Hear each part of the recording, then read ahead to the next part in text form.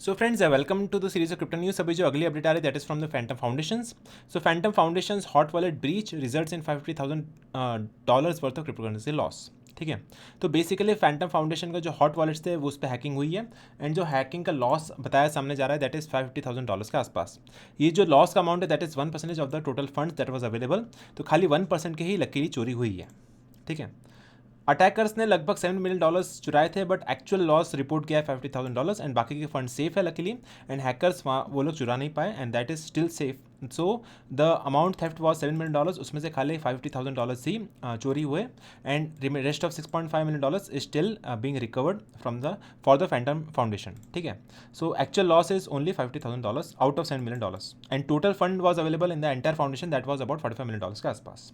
ठीक है, ये जो लॉस हुए थे ये मल्टीपल ब्लॉकचेन्स के ऊपर लॉस हुए थे that is in CVX token that is 2000 CVX tokens.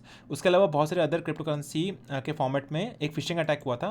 तो ये सारे क्रिप्टो करेंसी के फॉर्मेट में चोरी हुई थी and the phishing attack was labelled as fake_phishing 188,024 के नाम से।